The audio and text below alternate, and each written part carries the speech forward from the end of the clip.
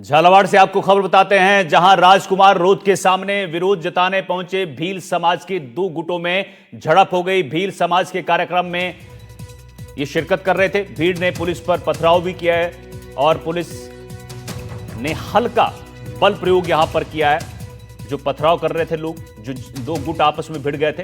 राजकुमार road के आरक्षण पर बयान को लेकर विरोध कर रहे थे भील समाज के लोग और दूसरे गुट के कुछ लोग। गुट का नेतृत्व कर रहे अरविंद भील को पुलिस अपने साथ ले जा रही थी। रास्ते में अरविंद के समर्थकों और पुलिस में झड़प हो गई इलाके में।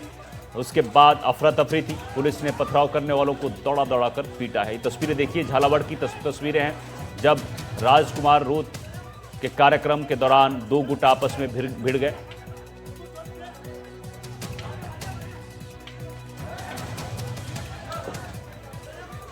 तो ये दो तस्वीरें देखिए, झालावाड़ में जो बवाल हुआ है, भील समाज के दो गुट आपस में भिड़ गए। ये कार्यक्रम था, यहां पर राजकुमार रोड सांसद पहुंचे थे और इस दौरान जब बवाल होता है तो पुलिस पर पथराव भी किया जाता है, जिसके बाद पुलिस लाठीचार्ज भी करती है। लाठियां भांजी हैं।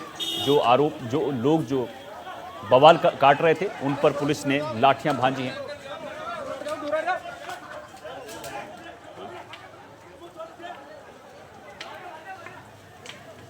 वहीं इस मामले पर बीएपी सांसद राजकुमार रोत ने क्या कुछ कहा है, वो सुनिए आप। आज का होना जरूरी नहीं है, इनके आदिवासी है इसका मतलब जरूरी नहीं है, आदिवासियत होना जरूरी है। ये संगठन के लिए लड़ने वाले लोग हैं। समाज के आड़ में समाज को गुमराह करके आप हमसे आंदोलन करने, हमसे लड़ाई करने आ रहे थे, सरकार से लड़ो। इनको कहना चाहिए भाई मुआवजा तो क्यों नहीं दिया है, सरकार ने अब तक कुछ नहीं दिया। घायल हुए परिजन, घायल परिजनों को 1 रुपया नहीं दिया, उनको मतलब आर्थिक सहायता नहीं दी। ऐसे परिवार के लोग हैं जिन परिवार में 2 दिन अगर मजदूरी नहीं करे तो शाम के चूल्हा नहीं जले, ऐसे परिवार हैं। इन परिवारों को सरकार ने अभी तक कुछ नहीं दिया। घायलों को पहली घटना ऐसी कि इतनी बड़ी त्रासदी हुई, घायल परिवार को कुछ मदद नहीं की उन लोगों ने, और वो भी जो मृतक है उनको 10 लाख रुपए वो योजना के तहत दिए। उधर डीडवाना से खबर मिल रही है, जहां लाखों खर्च के बाद भी पटरी से सफाई व्यवस्था उतर गई। स्वच्छता सर्वेक्षण में राजस्थान में डीडवाना की जो रैंक है वो 28वीं है, मगर सफाई व्यवस्था में सुधार के दावे हकीकत से यहां पर कोसों दूर नजर आ रहे हैं। शहर के हर गली मोहल्ले और कॉलोनियों में गंदगी के ढेर लगे हैं। तस्वीरें देखिए, डीडवाना की तस्वीरें हैं, किस तरह से यहां पर गंदगी का अंबार नजर आ रहा है। गंदगी और कचरे से उठती दुर्गंध से जो आम लोग हैं, जो वहां से गुजरने वाले लोग हैं, वो परेशान हैं। कचरे के ढेर में यहां पर लावारिस जानवर जो हैं आपको नजर आ रहे हैं। नियमित सफाई ना होने से आमजन परेशान है। स्वच्छता सर्वेक्षण रिपोर्ट पर भी सवाल उठ रहे हैं।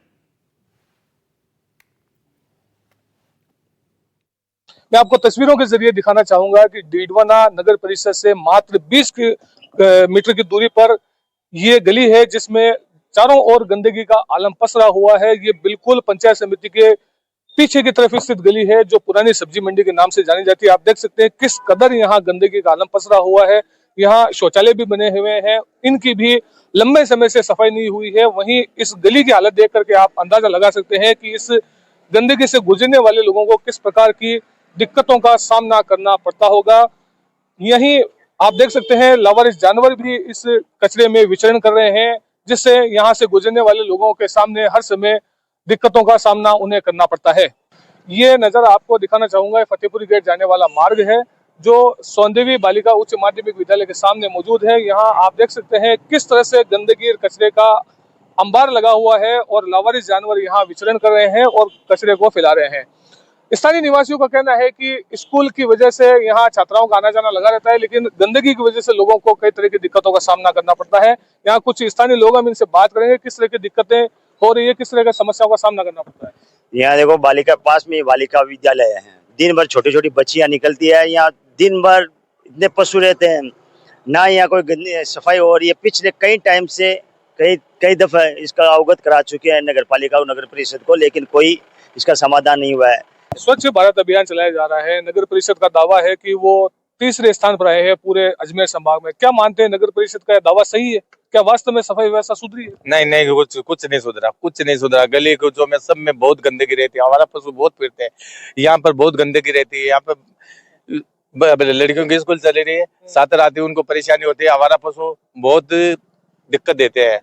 डीडवाना का मुख्य क्षेत्र है कोट मोहल्ला, जो शहर के बीचों बीच स्थित है, जहां आप देख सकते हैं गंदगी के ढेर लगे हुए हैं। यहाँ प्रतिदिन यही नजारा आपको दिखाई देगा। यहाँ हर समय कचरा और कूड़ा पड़ा रहता है। साथ ही यहाँ लावारिस जानवरों का भी जमावड़ा रहता है, जिसकी वजह से लोगों को भारी दिक्कतों का सामना करना पड़ता है। ये मुख्य रास्ता भी है जहाँ से लोगों का हर समय आवागमन लगा रहता है।